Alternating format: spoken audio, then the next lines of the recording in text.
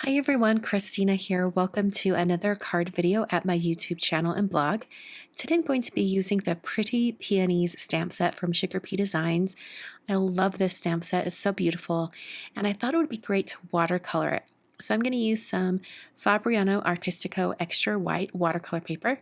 This is the 5x7 block, so I just removed a sheet, and then I placed it inside my MISTI stamp positioning tool so that I can stamp the flowers. I've positioned them in the bottom left corner of that watercolor paper, and I'm going to be using some Timber Brown StazOn ink. I wanted to use the brown since it's a little bit softer than using a really dark black, and this card is going to have a little more of a soft vintage look to it. So I'm stamping this down onto that watercolor paper, and I was pleasantly surprised that I got such a good impression the first time stamping. I did not have to stamp these images in multiple times. So I added one little leaf to one of the flower stems, and then all of the stamping is complete. So like I mentioned, I'm going to be doing a bunch of watercoloring. So in order to make sure that this watercolor paper doesn't warp or dry kind of funny, I'm taping it down to a hardboard. I'm using some painter's tape. This is from 3M and Scotch, and that holds the watercolor paper down just enough so that I can paint over the top and not have it warp. I'm using some Mijello Mission Gold watercolors for the painting today, and I started out by painting the background. I put down a wash of clean water, and then I brought in some different shades of blue and kind of like a golden mustard color.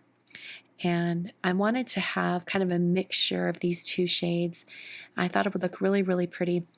And at first I was going to leave it just like this, but then I realized I wanted it to be a little bit more green. So I dabbed off a little bit, dried it with my heat tool, and then I'm going to come back in with another coat of color.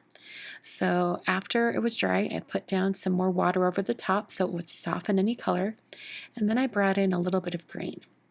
I chose the color green because the flowers are going to be painted in kind of red and coral tones, and green is the complementary color to red, so I thought it would really help these colors stand out to the best of that they can.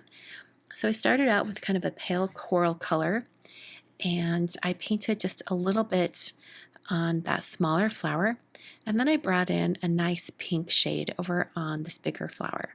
Now eventually I wasn't quite sure how I was painting this, so I eventually decided to just do an entire wash of this pink shade over the flower. I didn't pay attention to any shading or things like that. I wanted all of that pink down. Then I brought in some darker browns, and I did tone the browns with a little bit of that same pink shade so that I would get sort of like a color relation. And I used the stamped image as a guide for where to add all the shading. I took my cues from the stamp where there were lines indicating a little bit of shading, and that really helped me get the coloring just right.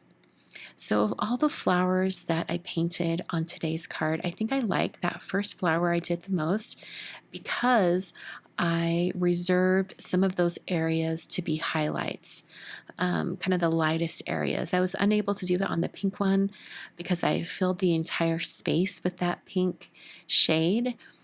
But hindsight's always 2020, and I think I really missed having all of those highlights in it. I think that would have made the flower pop even more.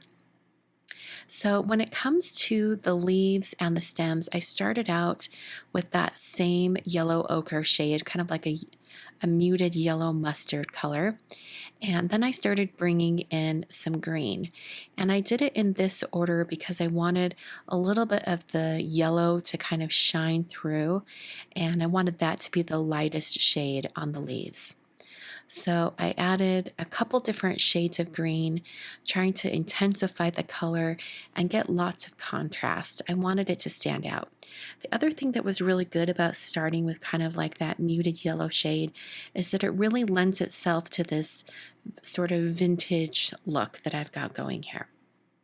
So I'm almost done with my painting here. I'm just going to add a little bit more contrast onto the leaves and stems, and then I'm completely finished.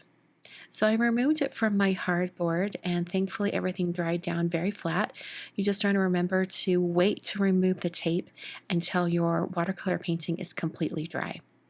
I then trimmed it down to the size of a card front. So this entire painting is 5.5 inches wide by 4.25 tall. For the greeting on this card, I'm taking some vellum. This is some 40-pound vellum from Basil. And I'm going to be stamping and embossing a greeting from the stamp set onto the vellum. So I decided to use the Praying for You greeting, but you could use any of those greetings that are in the stamp set. All of them would look great on this card. I just decided to do the Praying for You since I have a lot of people who need some encouragement. So I'll be able to send this card out right away. So I'm going to prep the area on the vellum with an anti-static powder tool. And then I can go ahead and ink up that stamp with some VersaMark ink, which is a very sticky ink. It's perfect for heat embossing. So I'll swing that door of the MISTI over and stamp it down onto the vellum. And then I sprinkled on some gilded embossing powder from Brutus Monroe. Gilded is the color, and this is a really good gold embossing, gold embossing powder. So I trimmed that down to a really narrow strip, and then I positioned it right over those flowers and folded back the ends. The way I'm going to get this vellum to stick to my card is I'm going to adhere the flaps so that no adhesive is showing through the vellum. So I first adhered one side, and I'm making sure that's in place. And then I'm going to go ahead and add some adhesive to the other flap. But before I really press it down onto the watercolor piece, I'm going to turn the piece back over and kind of move it around and get it positioned just right. So I have that all put together, and now it's time for the card base.